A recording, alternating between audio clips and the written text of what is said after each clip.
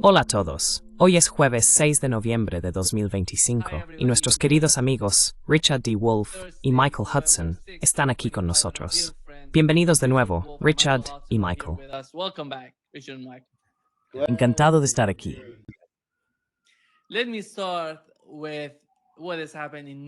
Permíteme empezar con lo que ocurrió en Nueva York y las elecciones a la alcaldía. El resultado fue alguien. Lo miras y todas las líneas rojas están sobre él. Es musulmán, socialista, inmigrante. Es asombroso verlo, porque los multimillonarios, cuando invirtieron, gastaron más de, si no me equivoco, $40 millones en su contra durante esta campaña. Y después de todo, Mamdani tuvo éxito a su manera al alcanzar ese puesto. Michael, observando lo que ocurrió en Nueva York, ¿cuál es tu interpretación de ello y qué significa para el futuro del Partido Demócrata?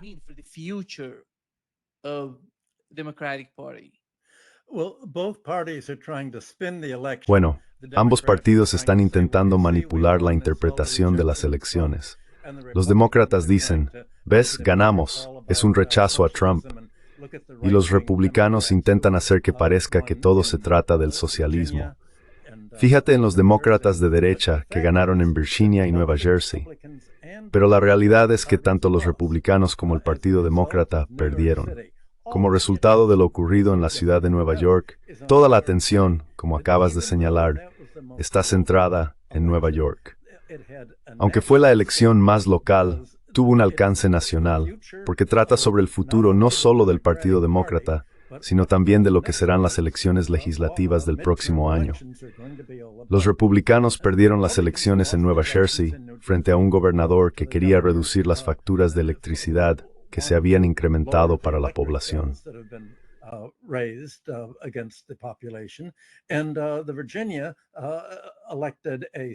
Y Virginia eligió a un demócrata de la CIA, que obviamente forma parte del ala derechista del Partido Demócrata. Así que los demócratas están proclamando una victoria, pero todo esto quedó eclipsado por la victoria de Mamdani en la ciudad de Nueva York.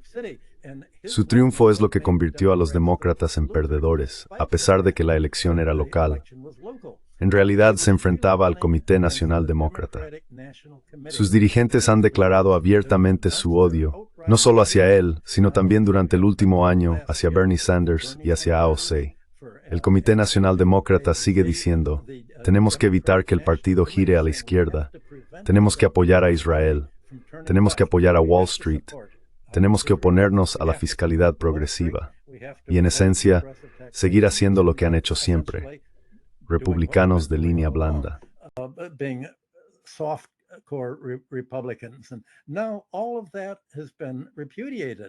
Y ahora todo eso ha sido repudiado. Mamdani competía no solo contra el desacreditado exgobernador de Nueva York, Andrew Cuomo, no solo contra los republicanos, sino realmente contra todo el dinero, los 40 millones que mencionaste, que se movilizó en su contra. En ese sentido, no se le definía simplemente por su programa de ofrecer viajes gratuitos en autobús y programas de cuidado infantil, sino por sus enemigos, que lo atacaron con todo tipo de afirmaciones de que era marxista, socialista. Es como si los periódicos sintieran vergüenza de decir que ha habido encuestas de opinión, unas que Richard y yo hemos mencionado antes en tu programa, que muestran que los votantes prefieren la palabra socialismo a capitalismo. El socialismo no es una mala palabra.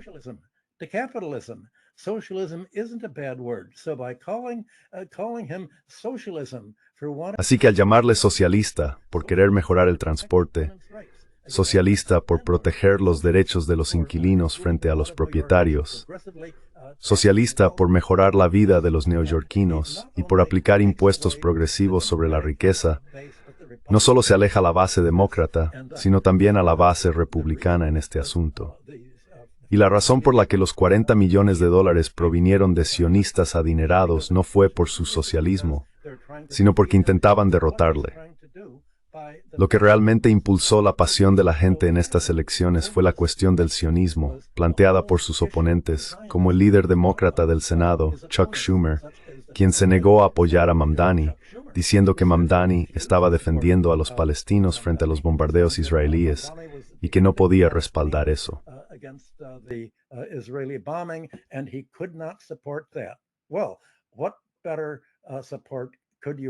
Bueno, ¿qué mejor apoyo podrías querer de la población de Nueva York? El hecho de que más del 70% de la población judía de Nueva York votara por Mamdani demuestra lo equivocada que fue la tentativa de difamarlo. Si miras los distritos que votaron, los únicos que Mamdani perdió fueron en las zonas judías ortodoxas fundamentalistas de Brooklyn y en Queens, cerca de Long Island, donde por supuesto la gente vio las elecciones como algo centrado en el sionismo. Y un editorial del Wall Street Journal de hoy, creo, explica la historia mejor que nadie.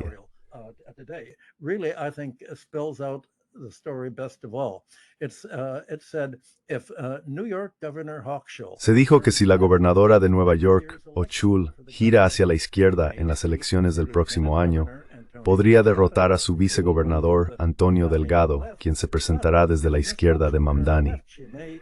Pero si la señora Hochul se inclina hacia la izquierda, podría vencer al señor Delgado, y aún así quedar expuesta a un probable desafío republicano por parte de la representante Elise Stefanik. Stefanik fue la congresista insistente que atacó a los presidentes de Columbia y Harvard por permitir protestas contra el ataque israelí a los palestinos. Dijo que criticaba a estas universidades por no expulsar a los estudiantes que se oponían al genocidio, estudiantes que afirmaban que los palestinos son seres humanos, civiles, y que esto va en contra de las leyes de la guerra y de todo el derecho internacional.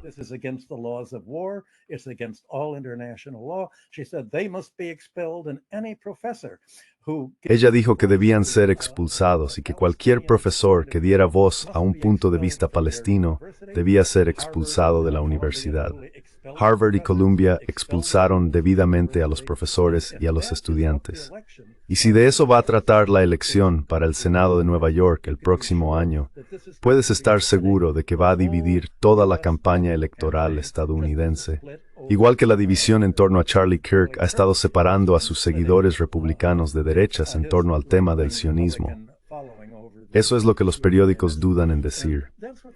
Los republicanos temen reconocer que de eso trataban realmente las elecciones.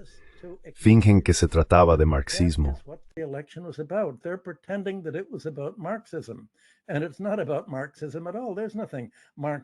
Y no se trata en absoluto de marxismo. No hay nada marxista en ofrecer educación subvencionada para que los trabajadores puedan permitirse ganar un salario más bajo para sus empleadores y hacer que sus empleadores sean más competitivos.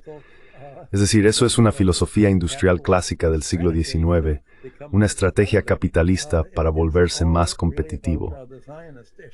En realidad, todo gira en torno a la cuestión sionista, y se puede ver en el Wall Street Journal en el mismo número. En la página editorial siguiente, un escritor judío dice que si los socialistas se convierten en la cara del Partido Demócrata, tendrá miedo de llevar su kipá, su yarmulke, en público. Incluso se compró una gorra de repartidor porque cree que, de algún modo, la población judía se verá amenazada.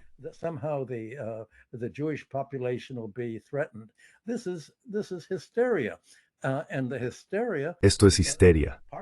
Y esa histeria es realmente lo que ha motivado, creo, a los votantes de Mamdani a decir, no queremos tener nada que ver con esto. No vamos a seguir esta demagogia en absoluto.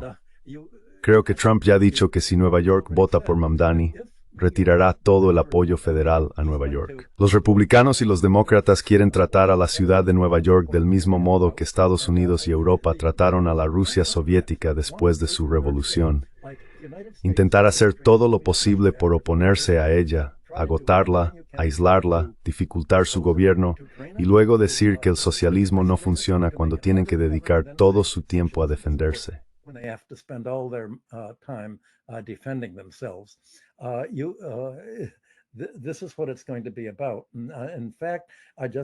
De esto es de lo que se va a tratar. De hecho, ayer recibí el número de este mes de la revista Nation, la revista de izquierdas del siglo pasado, y hay un artículo sobre cómo el caucus negro en Estados Unidos ha sido dominado por el AIPAC, y que los representantes del caucus negro en el Congreso han dicho que, si no siguen la línea pro-sionista del AIPAC, se torna oposición y el AIPAC a sus oponentes para movilizar el sectoral a favor del sionismo. Así que de algún modo este asunto ha desbordado todo el proceso electoral aquí. the whole electoral process here.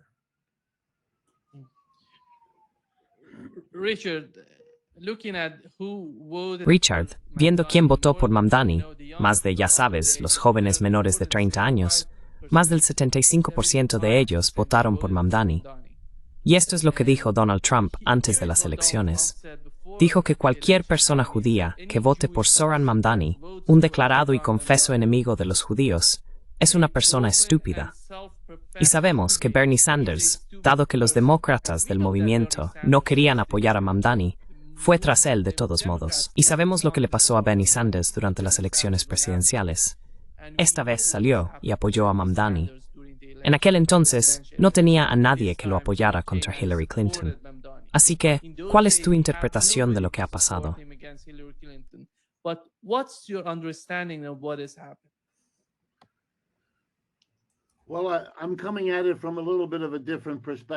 Bueno, yo lo enfoco desde una perspectiva un poco diferente a la de Michael, pero creo que son complementarias, que pueden ir de la mano.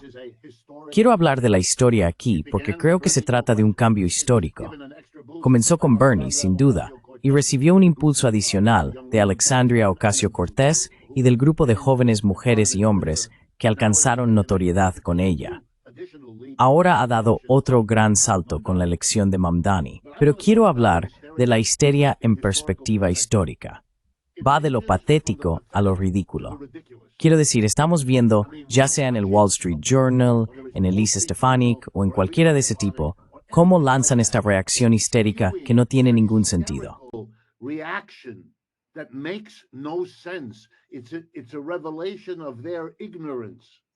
Es una revelación de su ignorancia. Deberían sentirse avergonzados, y lo estarán algún día. ¿Qué quiero decir? Mamdani es un socialista democrático. Él enfatiza la expresión socialista democrático, lo cual tiene todo el derecho de hacer. Es una forma de socialismo que él defiende. Está muy cerca de lo que antes se llamaba socialismo municipal. ¿Por qué? Porque se trata de ese tipo de cambios de política limitados y moderados que los alcaldes han intentado aplicar en ciudades estadounidenses y extranjeras durante los 2 últimos siglos. No es revolucionario. No introduce nada parecido a los comentarios histéricos que están haciendo los estadounidenses.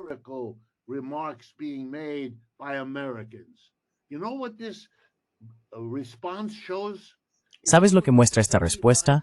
Que durante 75 años, desde el final de la Segunda Guerra Mundial, Estados Unidos ha enterrado la cabeza en la arena, fingiendo que el socialismo, el comunismo y el marxismo son algo malvado y horrible allá lejos. No han entendido cómo se desarrollaron. No comprenden los distintos puntos de vista dentro del socialismo. Nada de eso. No lo saben ni les importa. Y así, cuando ven a un socialista, no tienen manera de entenderlo, salvo a través de su atraso subdesarrollado y desfasado de 75 años. Déjame abordarlo de otra manera. Alguien contó una vez que 75 ciudades estadounidenses, a lo largo de la historia de este país, han tenido alcaldes que eran socialistas, y lo decían abiertamente. Lo sé por mis investigaciones. En una ocasión hice mucho trabajo sobre la alcaldía de Bridgeport, Connecticut.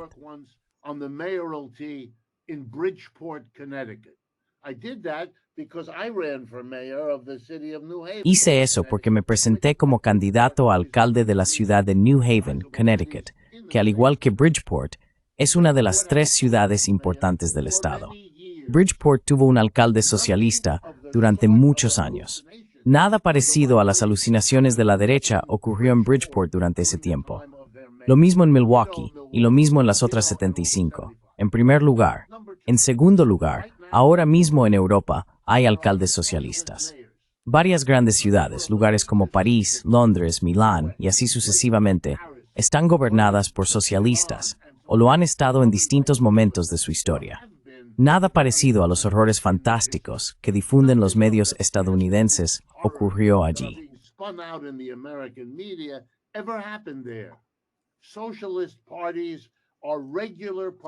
Los partidos socialistas son participantes habituales en todos los países de Europa y más allá.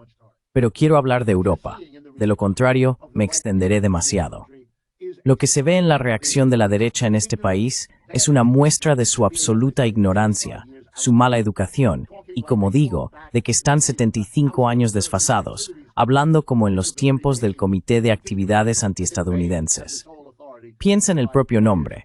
Ridículo, ¿no? Como si tuvieran la autoridad exclusiva para decidir si qué no es estadounidense. Es una broma. Eso es lo primero. Lo segundo, y es importante entenderlo, es que esto, lo siento, aquí está, es una señal de un problema muy grave.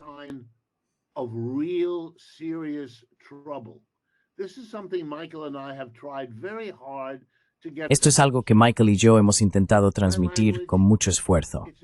Mi lenguaje es el declive de nuestro imperio. Es una serie de problemas, muchos de los cuales Michael nos ha mostrado de manera muy creativa. ¿Cómo se han acumulado? ¿Cuál es su historia? Cómo las personas al mando no han resuelto estos problemas, sino que básicamente los han ido aplazando, durante lo cual se han acumulado y empeorado. Si no resuelves tus problemas médicos, empeoran. Si no resuelves tus problemas psicológicos, empeoran. Pues bien, en economía ocurre lo mismo. Y esto es una señal de que la gente de Nueva York, que no es tan diferente de la gente de otros lugares, tomó una decisión. Y esto es lo que creo que mostró la elección.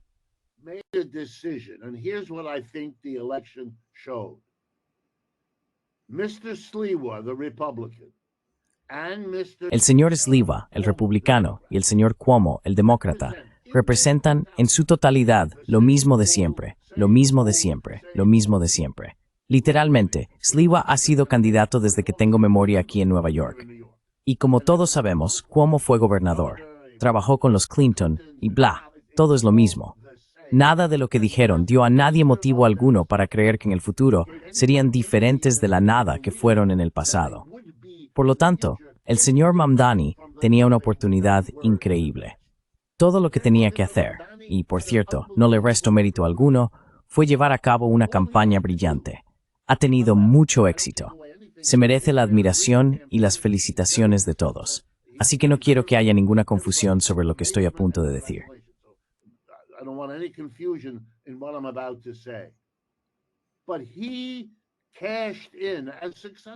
Pero él sacó provecho, como siempre hacen los políticos exitosos, de algo mucho más grande y diferente a sí mismo. Era el cambio obvio, distinto, nuevo. Lo encarnaba, un musulmán en Nueva York, un socialista en este país. Vaya, ¿quién lo habría imaginado? Las cosas están cambiando. Por supuesto, los jóvenes, alrededor del 75% quieren un cambio. Saben que el sueño americano que se les prometió ya no está disponible. Nadie tiene que convencerlos. Ya están convencidos. Quieren un cambio. Y al mirar a Sliwa, Cuomo y Mamdani, es fácil ver dónde está la mejor oportunidad de cambio. Ahora, el último punto. Sí es socialista. Y no sé exactamente qué significa eso para él, ya que soy muy consciente de que el socialismo significa cosas muy diferentes para distintas personas.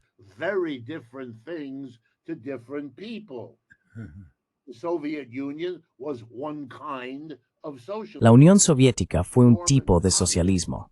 Norman Thomas, que fue el gran líder de los socialistas estadounidenses durante muchos años, fue un feroz opositor de la Unión Soviética y de todo lo que representaba. Así que eso demuestra que las personas que querían usar el nombre socialista podían referirse a cosas muy diferentes. Existe una tradición trotskista que va en otra dirección. Las personas que actualmente dirigen China se refieren a su país como socialismo con características chinas. Bien, ¿dónde encaja Mamdani en todo eso? Pues bien, Estados Unidos es demasiado atrasado en este ámbito como para siquiera poder formular la pregunta. Así que la fantasía de cada uno sobre lo que podría significar simplemente se desborda. Y me refiero a las páginas del New York Times y del Wall Street Journal.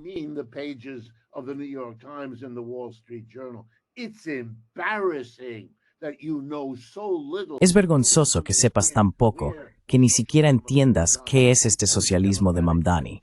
Él lo llama democrático y te dice con bastante claridad lo que planea hacer. Es una afirmación notable, pero conlleva enormes implicaciones para la nueva izquierda emergente en Estados Unidos. Porque él, al igual que Ocasio-Cortez y Bernie, va a ser un abanderado. En virtud de lo que ha ocurrido, ellos van a representar el socialismo. Pero te garantizo que lo que estoy a punto de decir es cierto. No creo en las predicciones, no puedo predecir nada, y nadie más puede. Pero voy a hacerlo de todos modos. Los otros tipos de socialismo están esperando entre bastidores. Ahora van a surgir. ¿Por qué digo eso? Porque ha ocurrido en todas partes de este planeta.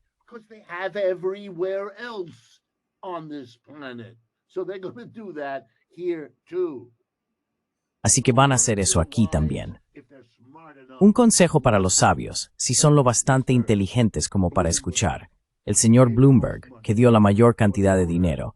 El propietario de Airbnb, que dio mucho dinero. El propietario de Home Depot, el señor Langone, que también dio mucho dinero. Permítanme darles un consejo. Más les vale alegrarse de que Mamdani haya ganado, porque los otros socialistas que vienen en camino van a ser mucho peores para ustedes que él. Esa es la realidad, pero también es un desafío para el señor Mamdani.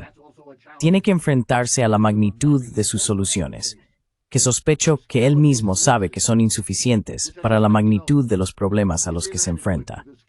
No van a resolver los problemas de Estados Unidos en los que llevamos meses trabajando en este programa para aclarar y explicar.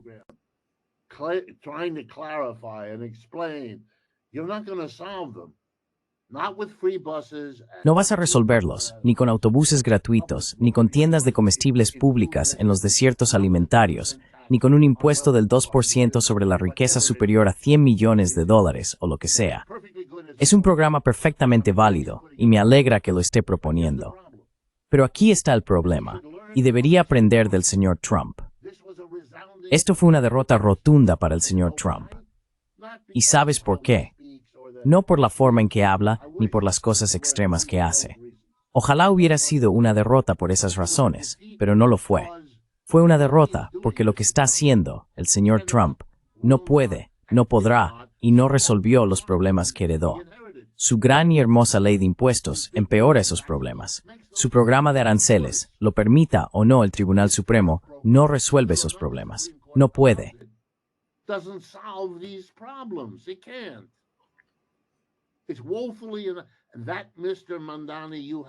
Es lamentablemente así. Eso, señor Mamdani, también tiene que entenderlo. Usted también se enfrentará como Trump a la difícil pregunta, ¿qué hay que hacer para abordar los problemas reales que tenemos? Puede hacerlo, pero tiene que admitir que ese es el caso.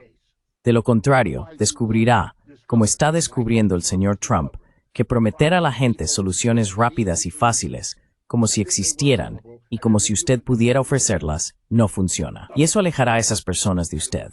Eso fue lo que le ocurrió a él, y le seguirá ocurriendo cada vez más. A medida que suceda, la gente que le rodea lo abandonará.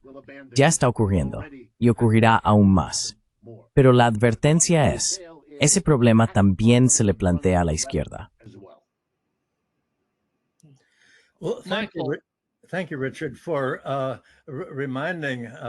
Gracias, Richard, por recordarnos el socialismo municipal en Estados Unidos. Siempre ha sido una de las fuerzas que han sostenido el socialismo. En los años 50, cuando yo crecí, fue Robert La Follette, de Milwaukee, quien en cierto modo lideró toda esta reforma, y eso hizo que todo Wisconsin se volviera progresista. Y la ciudad donde crecí, Minneapolis, era, creo, la única ciudad trotskista de todo el mundo. Eso llevó a las huelgas generales de Minneapolis en los años 30. Incluso el gobernador de Minnesota, Floyd B. Olson, dijo que esperaba que el capitalismo se fuera directamente al infierno. Eso le valió la reelección. Podría decirse que el socialismo en Estados Unidos demostró la manera en que funcionaba desde el único lugar donde tenía posibilidades de hacerlo, a nivel local. Quiero volver al nivel nacional en este caso, porque el nivel nacional es donde entra el dinero para hacer campaña a nivel local.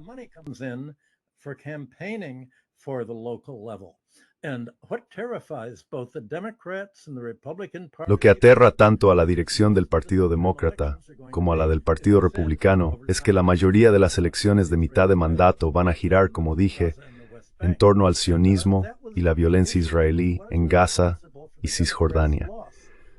Ese fue el tema en gran medida responsable de la derrota de los demócratas en las elecciones presidenciales de noviembre.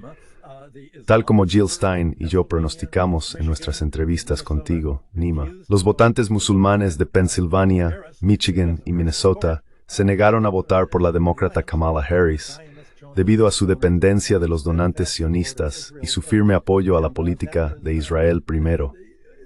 Y esa es una de las razones por las que las victorias demócratas de ayer en Nueva Jersey y Virginia mostraron márgenes mucho más amplios para los demócratas que el voto presidencial a favor de Harris.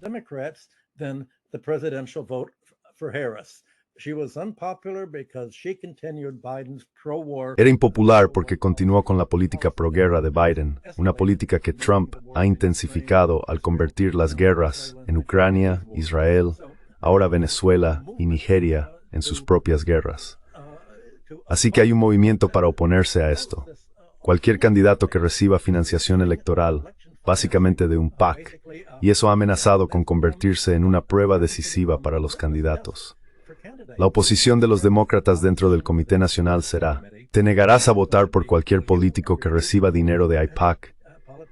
Bueno, AIPAC ya se dio cuenta de esto y dijo: tenemos que crear un sistema de campaña sionista y pro-israelí que no sea AIPAC, uno financiado por multimillonarios adinerados de Silicon Valley y otros multimillonarios que defienden a Israel.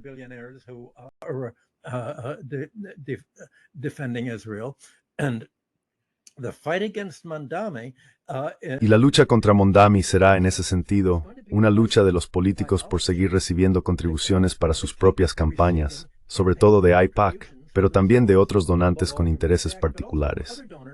En eso se ha convertido todo el sistema electoral estadounidense. El sistema electoral se ha privatizado en este país y se ha vendido a la clase donante. Esa es la consecuencia del fallo del Tribunal Supremo en el caso Citizens United, que cualquier empresa o donante puede dar tanto dinero como quiera a los políticos. No hay ningún límite. Pues bien, Mondami llegó con mucho menos financiamiento que los demás y ganó, así que ha desafiado todo este sistema.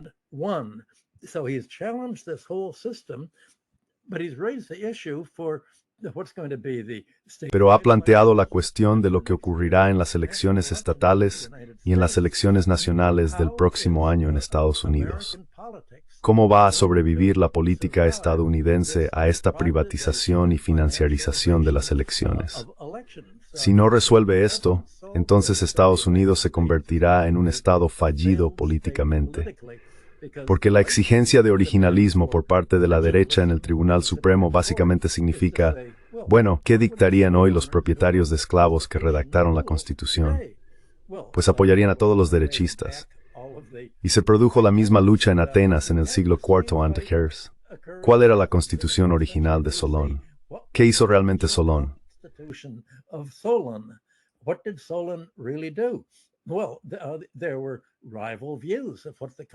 Bueno, había opiniones rivales sobre lo que significaba realmente la Constitución. Así que uno de los resultados de estas elecciones en Nueva York y del socialismo municipal va a ser toda la cuestión de la oligarquía y las campañas. Por eso Mondami ha utilizado la palabra oligarquía una y otra vez. Ahí es donde se distingue de los demás. Y la cuestión en realidad no es el marxismo ni el socialismo como tal, porque hay muchos tipos diferentes de socialismo. Como ha señalado Richard D. Wolff, se trata de oligarquía frente a verdadera democracia, lo que significa políticas adoptadas para proteger a la población en general, inquilinos, asalariados, el 90% inferior de la población, y no solo al 10% superior, como hemos estado comentando. Así que de esto tratarán exactamente las elecciones al Senado de 2026.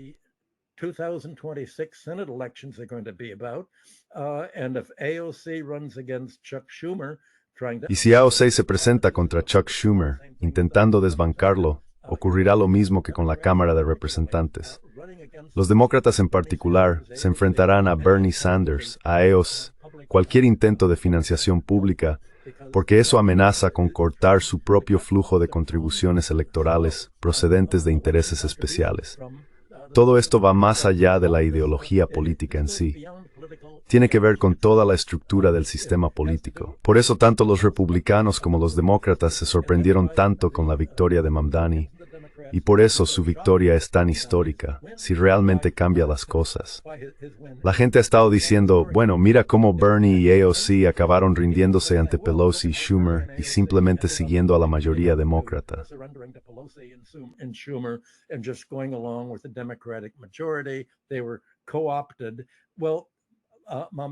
Fueron cooptados. Bueno, Mamdani está libre de la presión que se ejerció sobre Bernie Sanders y AOC, porque no hay ningún partido por encima de él como alcalde de Nueva York. No hay nadie que pueda decirle qué hacer o decirle. Si no apoyas esta política, no te pondremos en un comité poderoso o no te daremos voz. Ahora tiene la libertad de hacer lo que quiera. Hoy nombró a Lisa Khan, la excelente abogada antimonopolio de Biden, como una de las copresidentas de su campaña. Está incorporando a todos los progresistas a su equipo. Y lo que está haciendo no es simplemente una lucha personal por Nueva York. Es un político muy talentoso, un natural.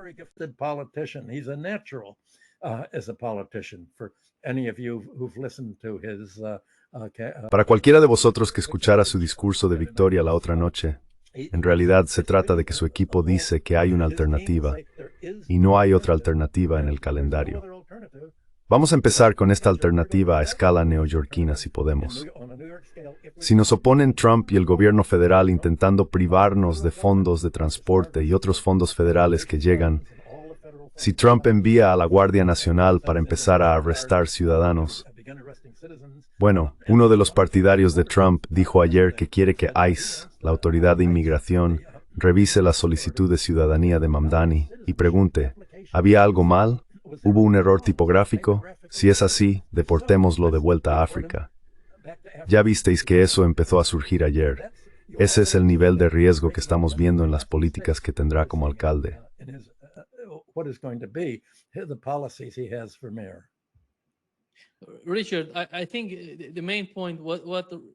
Richard, creo que el punto principal, lo que Michael acaba de decir, es muy importante. ¿Quién va a estar en su equipo y qué políticas va, ya sabes, adoptar? Porque, al fin y al cabo, sabemos que el statu quo no funciona en Estados Unidos. Por eso la gente está votando por Mamdani y personas como él. Y no se trata solo del Partido Demócrata. Dentro del Partido Republicano está ocurriendo lo mismo. Y aquí tienes un breve fragmento de lo que dijo Tucker Carlson. El Partido Republicano, estamos matando a toda la gente adecuada y bajando tus impuestos. We're killing all the right people and we're cutting your taxes. Cutting your taxes and killing all. Reducir tus impuestos y matar a toda la gente adecuada. Esa es, de verdad, la forma más precisa de describir la unión entre la economía libertaria y la política exterior neoconservadora. Reducir impuestos y matar. Y si lo piensas, ¿quién querría asociarse con eso? Reducir impuestos en sí mismo difícilmente es una virtud, es una cuestión de contexto. A veces lo es, a veces no. Depende totalmente. Pero en la formulación simplista, aunque sentida de Lindsey Graham, reducir impuestos siempre es algo positivo. Y también lo es matar gente. Matar a la gente adecuada. No, tienen que ser las personas adecuadas. Pero matar gente es simplemente algo bueno, mientras no tengas que describirlo. Sí. Sabes, el problema con Tucker Carlson es que no entiende.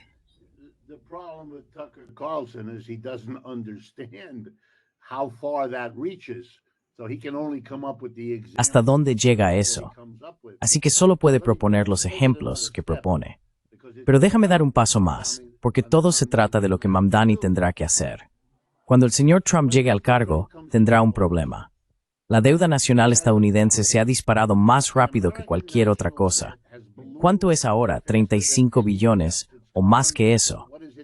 En muy poco tiempo, pasó de unos pocos cientos de miles de millones a 35 billones. Una deuda nacional fuera de control. Tan grave que perdemos nuestra calificación crediticia AAA. Tan grave que recibimos declaraciones de los prestamistas diciendo que ya no quieren prestar a Estados Unidos porque no confían en su capacidad de pago, lo cual es la razón por la que no tienes una calificación AAA. Así que él llega y tiene un problema.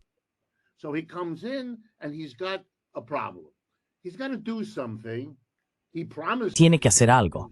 Promete que va a hacer algo respecto a esta deuda nacional sobre la capacidad de los Estados Unidos para endeudarse. Y para quienes no lo entienden, un recordatorio.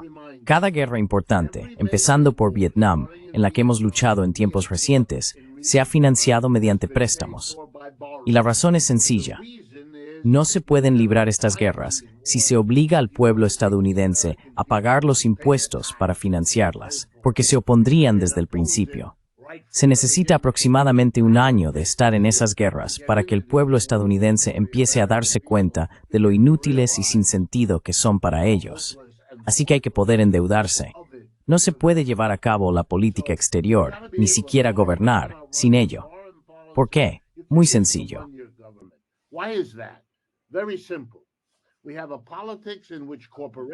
Tenemos una política en la que las corporaciones y los ricos exigen todo tipo de servicios del gobierno, pero no quieren pagar impuestos. Y mediante sus donaciones, o la falta de ellas, pueden presionar a los políticos para que no los graben. ¿De acuerdo? ¿Y qué pasa con la masa de la población? Quieren que el gobierno les proporcione todo tipo de beneficios: educación, hospitales, carreteras, policía, bomberos, lo que sea. Tampoco quieren pagar impuestos, pero se han visto obligados a hacerlo. La carga fiscal, como sabe cualquiera que la estudie, se ha desplazado a lo largo del último siglo de las corporaciones y los ricos hacia la persona promedio, la clase media. Eso es lo que ha ocurrido. Así que el señor Trump llega al poder después de esto, pero tiene un problema. No puede simplemente endeudarse más.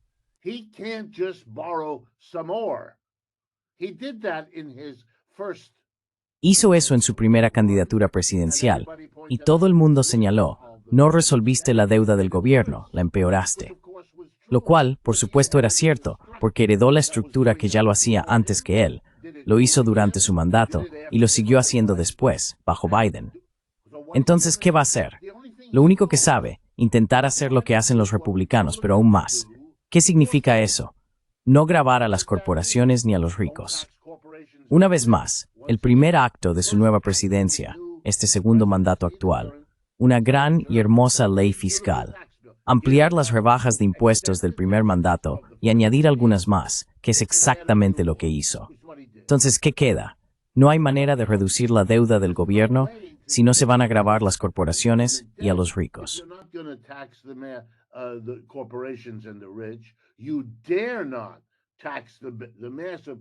No te atreves a gravar a la mayoría de la gente porque ese es tu electorado. Entonces, ¿qué haces? Solo queda una cosa: tienes que recortar los gastos. La primera fase la lleva a cabo con Elon Musk y enarbola la bandera de la eficiencia. Voy a reducir el gobierno mediante la eficiencia. Y cuando eso se queda sin combustible y se topa con todas las dificultades imaginables, tiene que abandonarlo. Deja tirado al señor Musk. Lo arroja bajo el autobús y se inventa una nueva forma de ahorrar dinero llamada cierre del gobierno, que es lo que estamos viviendo. Eso es un disparate tan fantasioso como lo fue antes la tontería de la eficiencia.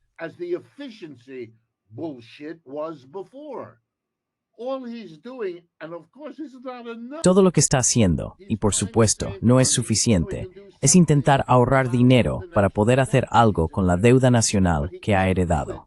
Pero no puede hacerlo a una escala que marque la diferencia. Así que está atrapado. ¿Y sabes cómo sabe que está atrapado? Por las elecciones de hace 2 días. Esa es su señal. Estás atrapado, Jack. El conjunto de cosas que está haciendo se traduce en que la gente encuentra razones para no votar por él ni por las personas a las que apoya. Todos los que apoyó perdieron. Todos los que se opusieron a él ganaron. No solo Mondami. Y entiendo lo que dijo Michael sobre los otros demócratas. No son nada del otro mundo.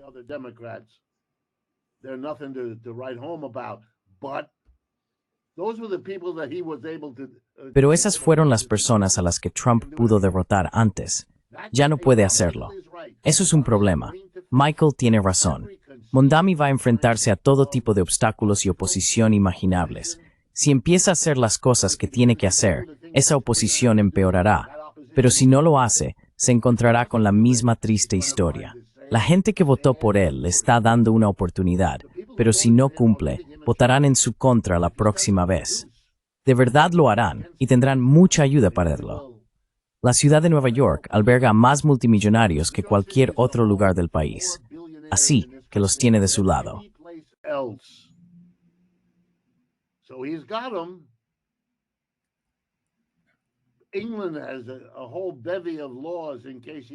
Inglaterra tiene todo un conjunto de leyes, por si las necesita, que exigen a cualquiera que abandone el Reino Unido devolver todos los beneficios que recibió mientras estuvo allí como condición para marcharse. Aquí, Los multimillonarios amenazan con irse y nadie se atreve a decir nada. ¿Tendrá el señor Mondami el valor y la previsión de saber que no puede dar la misma respuesta? Tiene que actuar, no solo porque eso financiará sus programas, que así será. Sus programas son modestos. Si se observa el coste de los supermercados y los viajes gratuitos en autobús, no es caro en relación con el presupuesto de la ciudad de Nueva York, de todos modos. Pero tiene que hacerlo. Tiene que hacerlo por razones políticas. Y debe contar con asesores capaces y dispuestos a ver eso y ayudarle a manejar la situación.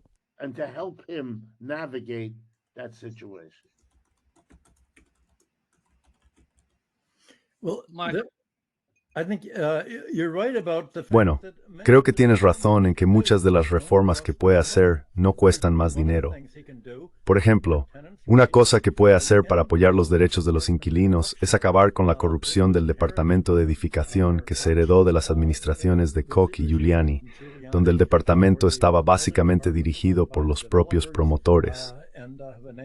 Han permitido que promotores como Trump derriben edificios emblemáticos sin ser multados con más que un simbólico coste de hacer negocios. Los promotores han dirigido la ciudad y los propietarios han controlado los tribunales de la ciudad en contra de los inquilinos. Al proporcionar abogados públicos para los inquilinos, se puede defender frente a los intereses de los propietarios en estos tribunales de inquilinos.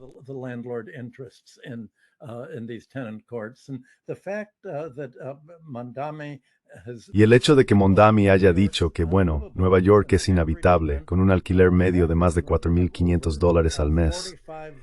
¿Quién puede permitirse realmente vivir aquí si no hereda suficiente dinero para empezar o conseguir un trabajo? Puede grabar a Wall Street, como has dicho. Esa es realmente la clave.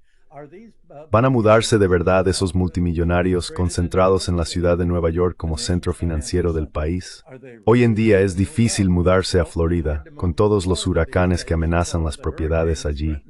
En realidad no tienen a dónde ir, así que, por supuesto, puede subir los alquileres. Solo tendrá que arrastrar al ayuntamiento y a otros organismos con él.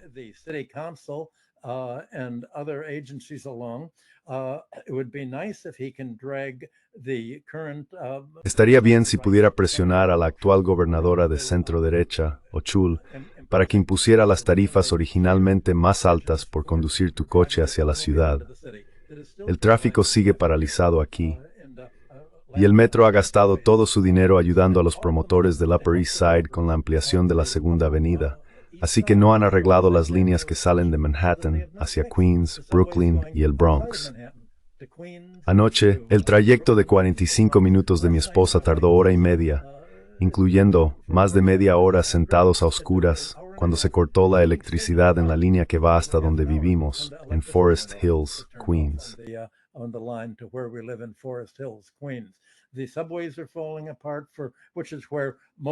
El metro se está desmoronando, lo que afecta a la mayoría de los asalariados que tienen que trabajar en Manhattan, pero ya no pueden permitirse vivir allí debido a los alquileres. Todas estas cosas pueden hacerse sin mucho dinero. Creo que la presión económica no va a venir de lo que haga Mamdani, sino de la retirada del apoyo estatal y federal que ha estado subvencionando a Nueva York mientras fue pro-casero, pro-Wall Street y pro-oligarquía todo el tiempo. Esa va a ser una lucha. Y de nuevo, esa lucha va a ser más que una lucha municipal. Va a ser una lucha nacional contra el socialismo municipal. Y lo evidente es lo que Mamdani ha prometido, que es lo que le ha ganado tantos buenos seguidores desde el principio.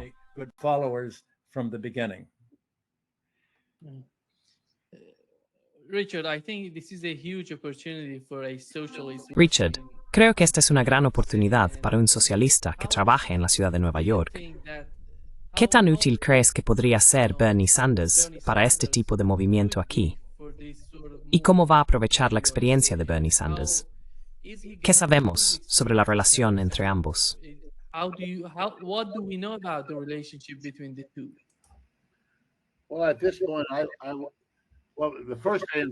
Bueno, a estas alturas, la primera respuesta es que podría beneficiarse de la ayuda de Bernie Sanders todo el tiempo. Quiero decir, necesita que Bernie esté ahí fuera, ayudándole a transmitir el mensaje, por así decirlo, a nivel nacional. Bernie encabeza muchas encuestas. La gente debería saberlo. Hay personas que van por ahí preguntando, en tu opinión, como ciudadano estadounidense, ¿quién es el político más popular que se te ocurre? Bernie gana ese concurso una y otra vez, porque aunque no ganó las elecciones, por ello no tiene ninguna de las connotaciones negativas. No ha tenido que enfrentarse a promesas incumplidas, porque la gente no le dio el cargo.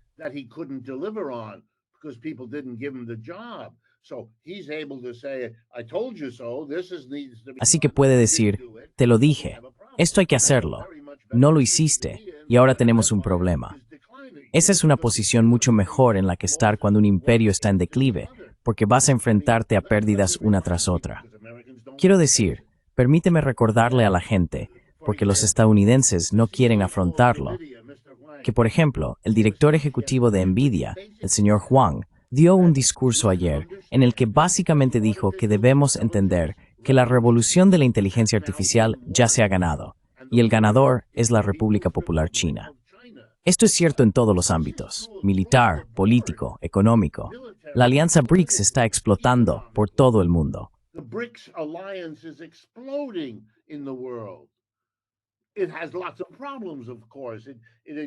Tiene muchos problemas, por supuesto. Abarca posiciones políticas muy diferentes, y no quiero que parezca que es algo homogéneo, y desde luego no es todo pro-chino ni nada por el estilo, pero es una alternativa viable. El poder del señor Trump, el último garrote que puede usar contra el resto del mundo para obligarlo a alinearse es: no te dejaré venir a comerciar aquí, no te dejaré comprar aquí, no te dejaré vender aquí. Tendrás que darme mucho dinero si quieres vender tus productos aquí. Solo te aplicaré un arancel bajo si haces grandes inversiones. Está exigiendo tributo al mundo entero, pero ya es demasiado tarde. Habría tenido que hacerse hace 20 años.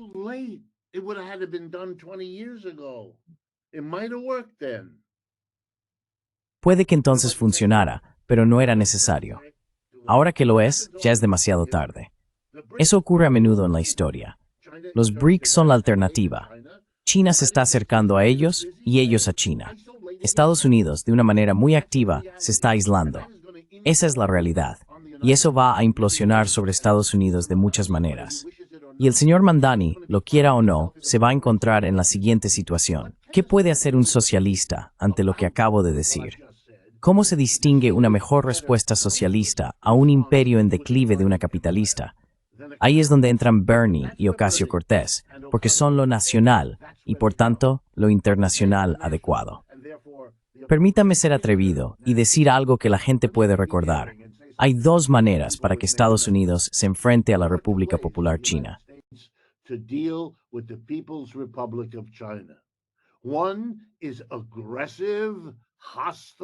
Una es la maniobra agresiva y hostil. Eso es lo que tenemos. Aquí hay una alternativa: sentarse, dividir el mundo de tal manera que ambas partes puedan encontrar oportunidades para crecer y desarrollarse. ¿Qué podría significar si los socialistas se convirtieran en defensores de ese segundo enfoque como parte de una transformación de Estados Unidos? Vaya, ¿podría eso brindarles un nivel de apoyo, aunque solo fuera de todos los estadounidenses que ya temen que la relación con China esté encaminada hacia una guerra nuclear? Vaya, un movimiento socialista digno de ese nombre tiene que pensar así. Tiene que tener tanto lo grande como la tienda de comestibles pública en el desierto alimentario. Y ojalá hubiera suficientes socialistas para dividir el trabajo, pero no los hay.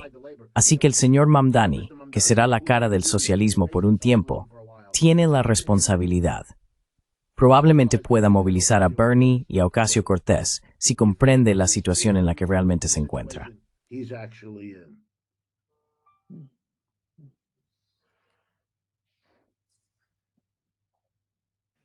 Miguel, Richard ya ha dejado clara su postura. Tienes razón, los socialistas siempre han estado en contra de la guerra, porque la mayoría de las guerras son contra el socialismo.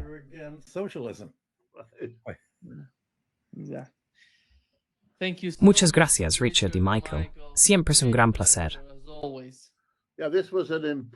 Sí, esta fue una conversación importante que fue posible gracias a una elección importante. Y creo que hablaremos muchas veces en el futuro sobre las implicaciones y repercusiones de estas discusiones. Exacto, sí. Muchas gracias.